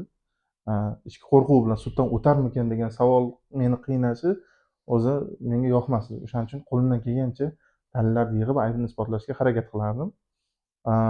Faoliyatim davomida ham. Keyin aybsiz odamni ayblash kerak emas. Unga harakat qilib, uni misol uchun ayb nima deydi, tirnoq ichidan kir qidirib deymizmi? Aybi yaqqol bo'lmagan, aybi jinoyatga tortmaydigan odamni ayblash. Oqlovlarning hammasi shunaqa holatdan kelib chiqyapti. Misol uchun u har bitta odamga misol uchun subyektiv yondashish kerak emas. 22-modda bo'yicha, JPKning 22-moddasi bo'yicha unga xolisona, har tomonlama xolislik bilan yondashish kerak. Kimgadir ichki adovati yoki ichki o'zining subyektiv qarashlardan kelib chiqib unga munosabat bildirmaslik kerak. Mana shu hamma narsasi boyagi tergovchining ichki ishonchi, hamma narsasi mana shu jinoyat ishi suddan o'tishidan tortib boshqa holatlargacha ta'sir qiladi ertaga. Ya'ni siz aytmoqchisizki, haqiqatni aniqlash prinsipi o'sha 22-moddada belgilangan. Bunda ham o'sha gumon qilinuvchini yoki ayblanuvchini yoki sudlanuvchini ham qilmishini fosh qiladigan, ham uni oqlaydigan har bir versiyalar, har qanday haligi vaziyatlarni, har qanday holatlarni to'laqonli ravishda tekshirib, ichki ishonchga ham ko'proq haligi ichki ishonch nimalarga asoslanishi kerak o'sha va barcha holatlar, ya'ni oqlaydigan ham, uni ayblaydigan ham, aybini fosh qiladigan ham holatlar to'liq ravishda har tomonlama obyektiv to'liq tergov harakatlari, ya'ni vakolat doirasida, o'sha 6-moddada belgilangan vakolat doirasida to'liq amalga oshirib bo'lingandan keyin endi uni to'liqligini ham malakaga bog'liq deydiki, ya'ni misol uchun nimanidir ham o'tkazishni lozim topmadi yoki bo'lmasam uni o'tkazilishi kerak deb hisoblamadi ham, bilmadi ham yoki bo'lmasam uni o'tkazilishi mumkin bo'lgan narsani o'shaning uchun ham u o'tkazilmadi. Ya'ni bu yerda standartlar ko'proq mani nazarimda hali shakllantirish kerak degan xususiy o'zimni shaxsiy fikrim. Nimaiki standartlarni misol uchun mana shu firibgarlik jinoyatlari bo'yicha standartlar, kiber jinoyatlar deylik misol uchun. Ularni tergov qilish standartlari. Hamma o'sha sodir qilinishi mumkin bo'lgan amaliyot ko'p-ku. Hozir mana sun'iy intellekt bor, to'g'rimi? Sun'iy intellektga agar to'liq mana 168-moddaga oid bo'lgan jinoyat ishlarini hammasi misol uchun prokuraturada to'liq naqada bor deylik. Misol uchun bazasi bor, yoki ichki ishlarda ko'proq bo'ladi. Ichki ishlarda to'liq bazasi bor. Endi uni misol uchun maligi O'zbekistonda hozir mana har xil sun'iy intellekt platformalari bor, o'zimizni ishonchimiz mumkin bo'lgan platformalar bor yoki bo'lmasam o'zi organlar uchun maxsus bir sun'iy intellektdan foydalanilgan holatda, xos sun'iy intellekt yaratilgan holatda bu narsani to'liq tahliliy ma'lumot sifatida bersa, hamma jinoyat ishini o'shaning ichiga tashlasa, Wordda misol uchun tashlasa deylik, ayblov xulosa, hukm o'zini tashlasa ham bo'ladi hozir. Qanaqa taktik o'sha tergov harakatlari o'tkazilishi kerak? Mana shu aynan shu toifadagi, ayniki misol uchun hozirgi aytgan kredit bilan bog'liq bo'lgan jinoyatlarni o'sha to'liq ichki ishonch hosil qilish uchun ham fosh qiladigan, ham ayblaydigan harakatlarni turlari nimalardan iborat? Tergov harakatlari hammasini bajarish kerak. Chunki uni standart bo'lmasa, uni yangi kelgan tergovchi tushunmaydi-ku. Qaysidir bir muhim bo'lgan tergov harakatlarini, voqea joyini ko'zdan kechirish bu holatda lozim deb topmadi misol uchun, yoki bo'lmasam vaholanki uni ichida qanchadir bir nozik nuqtalar turuvdi, uni endi sud amaliyotini hamma ish bo'yicha o'rganmaydi-ku. Shuning uchun ham mana shu toifadagi ishlar bo'yicha bunaqa standart bor. to'liq yozib chiqilgan. Yoki kiber jinoyatlar bo'yicha, kiber firibgarliklar bo'yicha. Bular bo'yicha mana shu hamma harakatlar amalga oshirilishi shart. Bu amalga oshirilmasa, demak bu o'zini vazifasiga nisbatan qanaqadir loqayd qaraganligi yoki boshqa bo'lganligi deb baholanishi mumkin, ya'niki bu harakat. Ya'ni bu menimcha va buni yakuniy nuqtasi sifatida sudda plenum qarori juda ham keng hozirgi kunda, lekin plenum qarorini men o'ylaymanki aniq ko'rsatma qilib berilsa, chunki anglo-sakson huquqi ham o'zi aslida qaraganingizda ko'proq to'g'riday tuyuladi. Nimagaki hamma narsada ham amaliyot borda. Buni qaytadan velosiped ixtiro qilish shart emasda. Amaliyot ikki xil bo'lsa, hozirgi aytgandek, bitta holatda bunaqa, ikkinchi holatda mana bu jinoyat ishi qo'zg'atilmayapti, ayni bir bo'ladigan holat. Bularni hammasini bitta tizimga solib turib standartlashtirish va o'sha standartlar Oliy sudda misol uchun haligi biron bir tizimiga solib, plenum qarorida buni keng qilib, mayli 50 varaq bo'lsin plenum qarori, lekin haqiqatdan ham bu hamma holatga yozilgan. Nimalar bo'lish kerakligi, qaysi holatda uni niyati haligi oldindan paydo bo'lgan yoki paydo bo'lmaganligini tasniflovchi belgilar mana ulardan iborat manaqa jinoyat toifalari bo'yicha deyishlikka bugungi kunda menimcha zaruriyat bor deb o'ylayapman, shaxsiy fikrim. Chunki aytganingizdek, men yaqinda mutaxassis bilan gaplashuvdim o'sha kiber xavfsizlik bo'yicha, kiber jinoyatchilik bo'yicha, o'sha kiber firibgarliklar ichki ishlar tizimida ko'proq endi shularga oid bo'lgan tergovga taalluqli 55-60% chiqibdi kiber jinoyatlar. Kiber firibgarliklarni o'zi hozirgi kunda haligi oddiy deylik, misol uchun an'anaviy firibgarlikdan 55-60% tashkil qilyapti. Jami firibgarlik 100% desak, 40% an'anaviy, 60% kiberga o'tdi. Buni ham ko'p standartlari bor. Bu narsalarni tizimga solishlik menimcha bir ayni bir yechimlardan bittasi bo'lsa kerak degan o'zimning shaxsiy fikrim bor. Buni endi ana shu kiber jinoyatlarni xususiyatlari bo'yicha qisqacha gapirib bersangiz, bu amaliyot qanaqa bo'lyapti? Ko'pchilik holatlarda pullarni undirib ololmayapti kiber jinoyatlar oqibatida. Kiber jinoyatlar, ayni kiber firibgarliklar bo'yicha uni orqasidan nimasini topolmay qolyapti. Uni manbasi yo'q bo'lib ketadi, chunki bu havodagi pul, uni chiqarib yuborishadi. Boshqa zonalarda, offshor zonalardan boshqa zonalarda ayirboslanadi, uni coinlarga ayirboslanadi va undan keyin yo'q bo'lib ketadi. Undan tashqari hali bank sohasidagi kiber jinoyatlar ham ko'payib ketgan. Hozir endi ariza berish, yaqinda bittasida murojaat qilganda, misol uchun MyGov.uzda men kreditni onlayn kredit olmayman va unga mana beradigan haligi taqdim qilish kerak bo'lgan o'sha yerdan o'zlari oladigan ma'lumotga nisbatan taqiq qo'yib qo'ysa bo'lar ekan bitta belgi bilan. Shu orqali uni o'zini o'zi ehtiyot qilishi mumkin ekan. Ya'ni bu bir usulda, endi preventiv usullar, ya'ni profilaktika, o'zini o'zi himoya qilish kerak. Har bir fuqaroda bugungi kunda shunga ehtiyoj bor. Chunki kiber jinoyatlar shunaqa bo'lyaptiki, misol uchun mani nomimdan misol uchun e'lon berib, mana shu advokat qanaqadir pul yig'ish yoki bo'lmasa nimagadir ham crowdfunding qilish, misol uchun bir odamlardan pul jamg'arish, boshqa qilish, xayriya yoki bo'lmasam yoki nimadir ham bir loyihalar qilyapti ekan, o'shuning uchun bunaqa narsa bo'ldi, biz deb turib nomidan misol uchun haligi deepfake ma'nosida mani nomimdan chiqadigan yoki bo'lmasam haligi mashhur odamlardan ko'proq chiqib ketdi bunaqa narsalar. Buni orqasidan pul yig'ib olish, kimnidir nomidan pul jamg'arib olishlar holatlari ham juda ko'payib ketgan.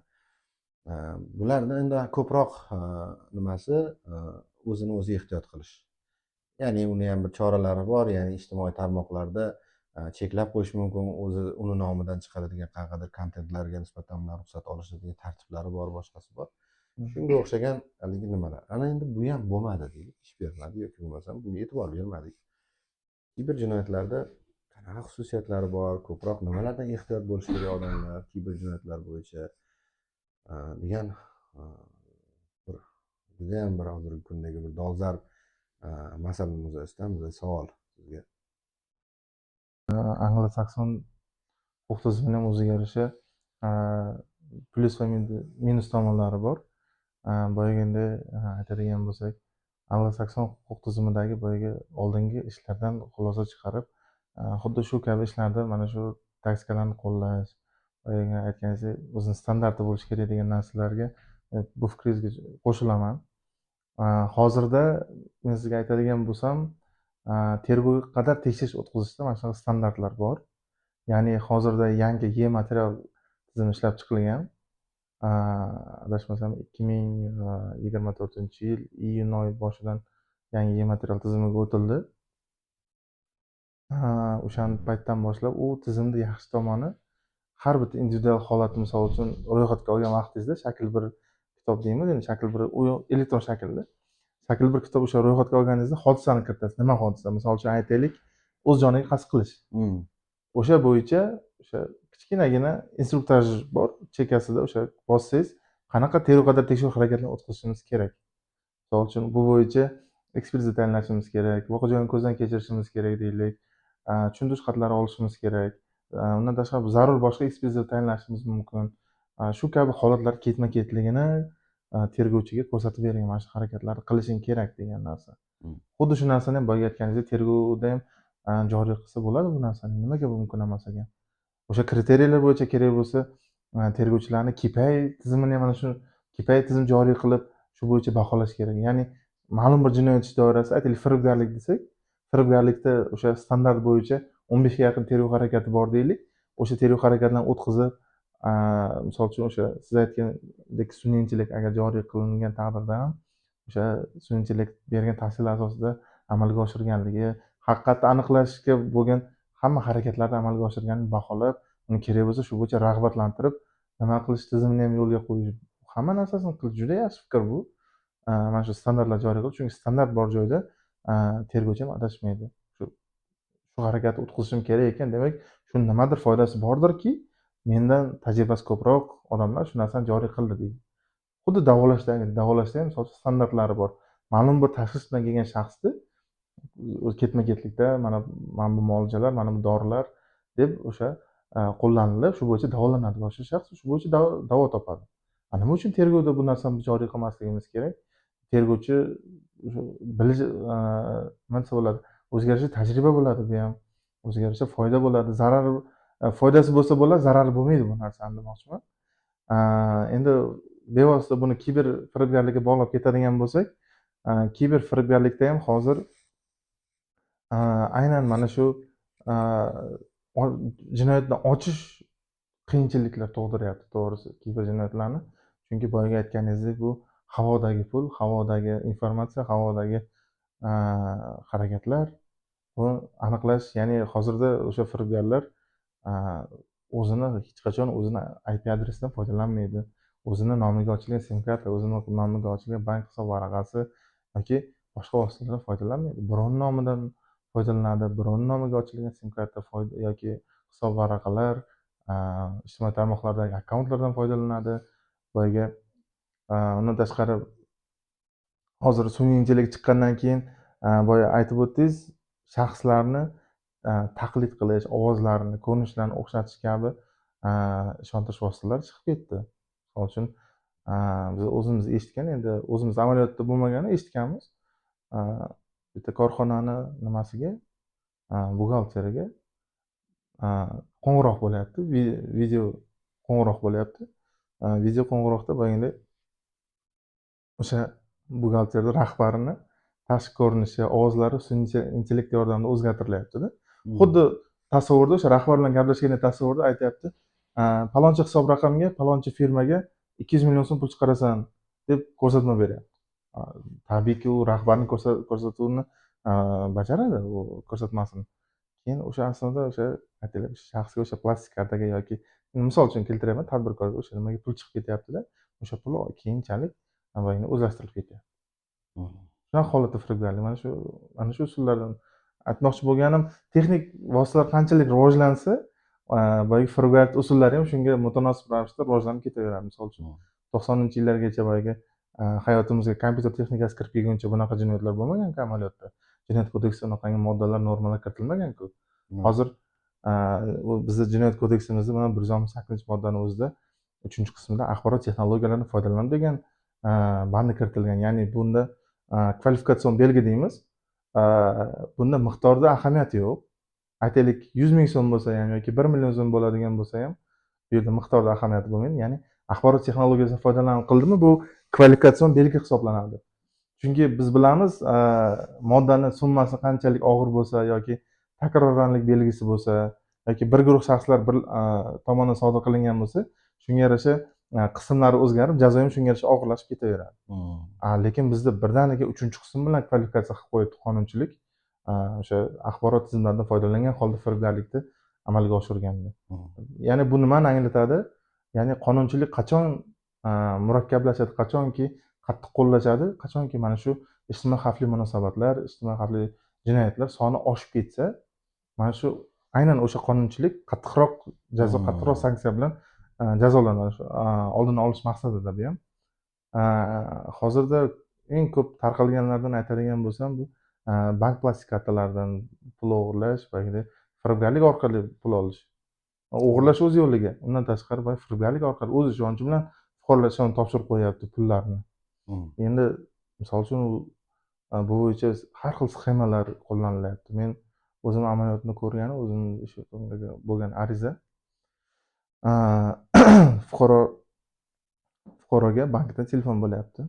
Biz bankda xavfsizlik xizmatidanmiz. Siz palonchi pistonchi bo'lasizmi deyapti. Ha deyapti. Ma'lumotlar qayerdan olyapti?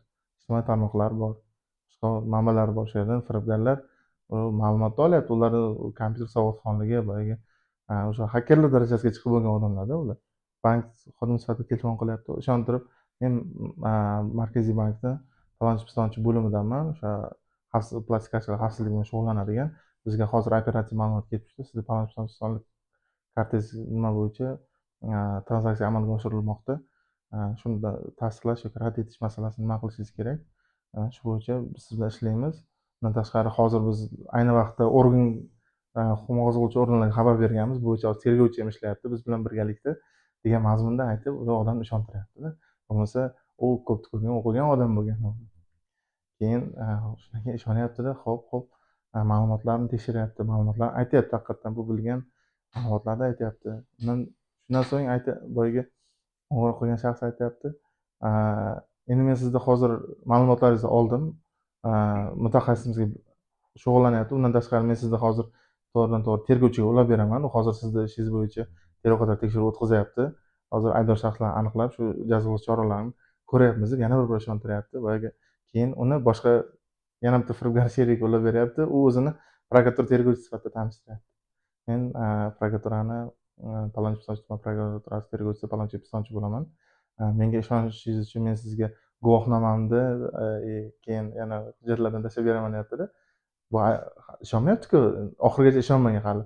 Telegramga keyin guvohnomalarni tashlab beradi.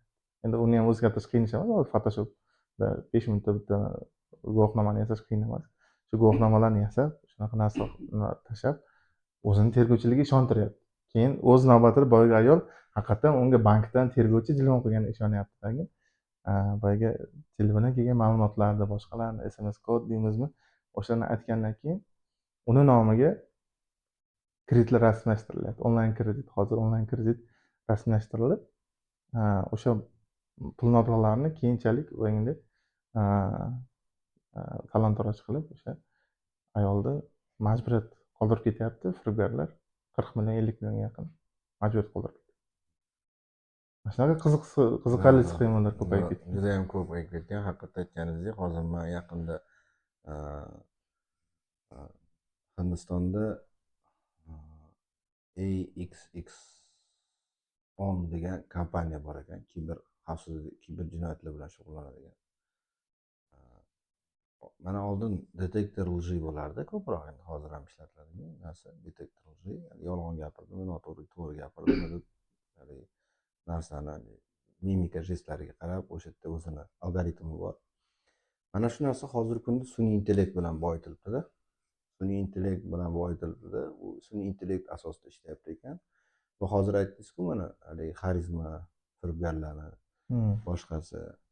Mana shu holatda uni miyasiga haligi narsa, haligi pribor, uskuna o'rnatilyapti-da. O'shanga berilayotgan sun'iy intellekt bilan bo'layotgan suhbatni o'zida unga beradigan savollari bor, boshqasi bor, ish holatdan kelib chiqqan holatda.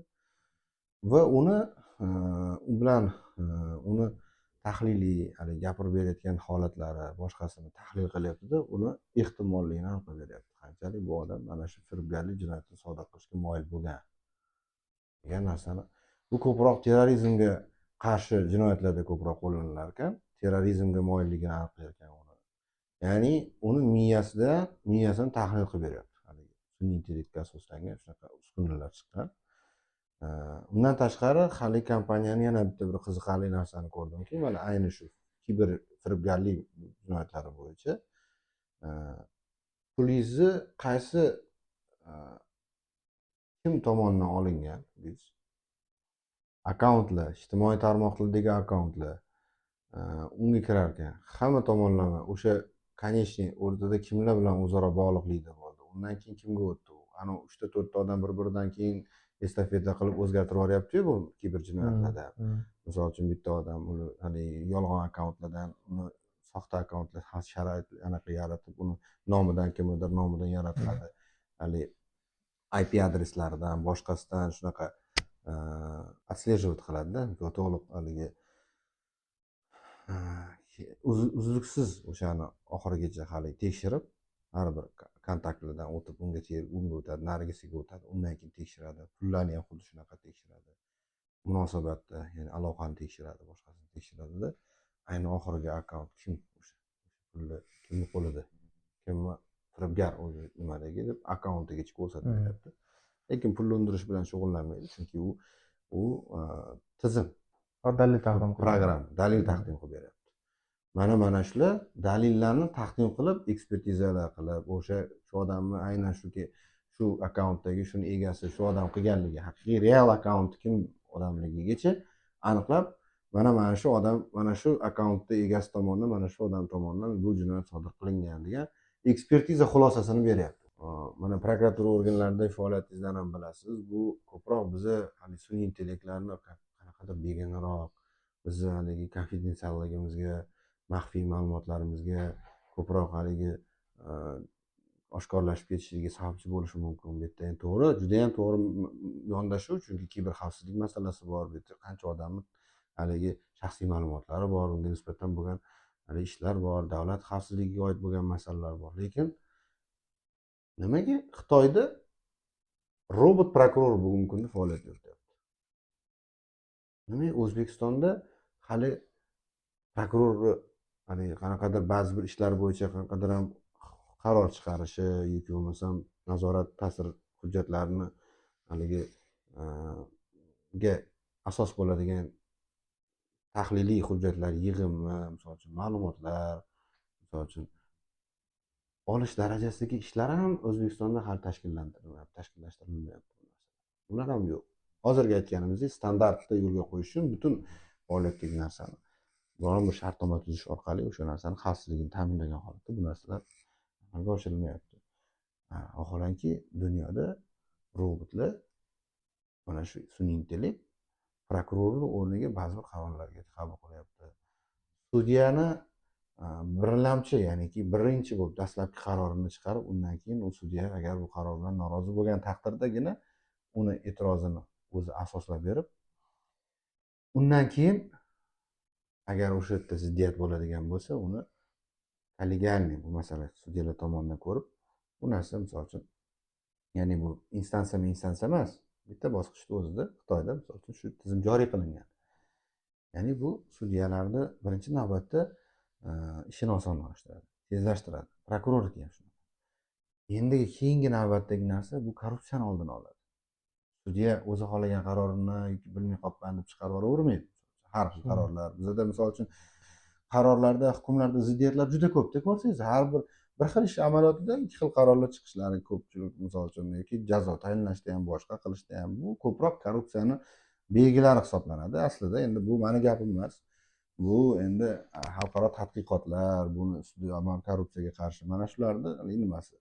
O'shandan kelib chiqqan holatda bu bugungi kunda mana shu kiber jinoyatlarga qarshi biz haligi nima deydi, bu narsani oddiy qilib aytadigan bo'lsa, sizga nisbatan kimdir dushmanlik qilib agar yangi modeldagi miltiq bilan kelayotgan bo'lsa, siz uni oldiga ketmon bilan chiqib, mana shu jinoyatchini hozir men buni bartaraf etaman deb borib ketmonimiz bilan borib oyog'idan olsam, hozir buni to'xtatib qolaman deganga o'xshagan gapda bu. Biz sun'iy intellekt bilan o'rtoq bo'lmasak agar, zamonaviy texnologiyalarni keng tatbiq qilmasak amaliyotimizga, mana shu sohalarga, huquqni muhofaza qilish sohasiga, haligiga o'xshagan ekspertiza turlarini O'zbekistonda ham joriy qilmasak, bundan tabiiyki ko'proq xalq aziyat chekaveradi. Buni murojaat qilsa, arizasi bilan borib murojaat qilsa, o'zimizda ham bo'lganda bir xodimimiz borib murojaat qilgan paytda ichki ishlarga mana shu kartamizdan pul noqonuniy yechilyapti desa, sizni ichki kartangizdan yechilgan pulga o'zini qoplamaydi unaqa ekspertiza o'tkazish degan javob beribdida. Endi bu bunga ekspertiza o'tkaza olmaymiz biz. Haligi bir noyob turdagi mana shunaqa endi kirib kelgan ekspertizalar bor, bu bilan uni qoplamaydi ekspertizasi. Ya'ni bu pul yetmaydi unga. Chunki u ekspertiza bu puldan ko'ra qimmatroq aylanadi. degan mazmundagi javob bilan qaytarishgan holatlarni eshitganmiz. Endi bu menimcha fuqarolar o'zini huquqini ta'minlanishida baribir organga murojaat qiladi. Unaqa javob eshitish juda ham ishonchsizlik paydo qiladi.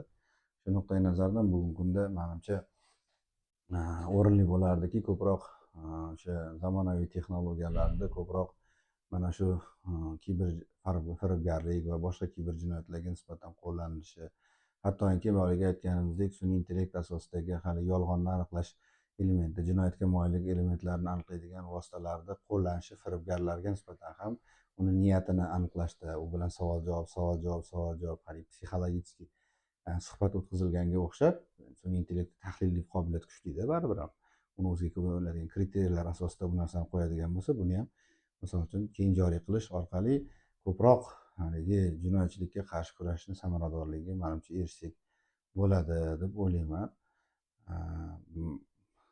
Bu firibgarlik jinoyatini juda ham ko'p muhokama qilishimiz mumkin. Firibgarlik jinoyati haqiqatdan ham aniq statistikaga tayangan holdagi ma'lumotlar emas, lekin o'ylaymanki, agar men yolg'on gapirayotgan bo'lsam yoki bo'lmasam adashayotgan bo'lsam to'g'rilash kerak. Chunki ko'proq mana sohada statistikalarga ham ma'lumotlarni haligi kartani aytganimizdek ko'proq keng ko'lamiga dostуп haligi anaqalari bo'lgan mutaxassisimiz tomonidan agar to'g'rilanishi mumkin, bu 50% oshiq jinoyatlar hozirgi kunda deb o'ylayman men. 50%gacha hech bo'lmaganda 40%, 50% orasida jinoyatlar firibgarlik bilan bog'liq. O'zgani shu mulkini ishonchni suiiste'mol qilish orqali o'zlashtirish jinoyati bilan bog'liq bo'lyapti bu narsalar. Bu juda ham dolzarb bu masala. Buni usullari, vositalari, amaliyotdagi qanaqa holatda, mana bu yerda ham ko'p gapirishimiz mumkin.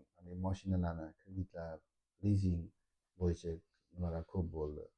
Ular bo'yicha biz hali kunimizda suhbatga ham chaqirilganimizda ham ko'p suhbat qildik. Buni ham misol uchun mana kommentariyda havolalarni qoldirishimiz mumkin. U yerda ham ko'proq biz haligi muhokama qilganmiz buni omillari to'g'risida, nimadan kelib chiqyapti bu, qanaqa qilib biz uni bartaraf qilishimiz mumkin degan havolalarni qoldiramiz. Buni ham tomosha qilishingiz mumkin bo'ladi. Endi agar taklif mulohazalaringlar bo'lsa, yana ham qaysi mavzularni ko'proq ochish, qaysi firibgarlik turiga oid bo'lgan jinoyatni biz ko'proq tasniflab berishda qo'limizdan kelgancha, chunki biz ham hamma narsani bilmaymiz, amaliyotimiz ma'lum bir darajada mavjud.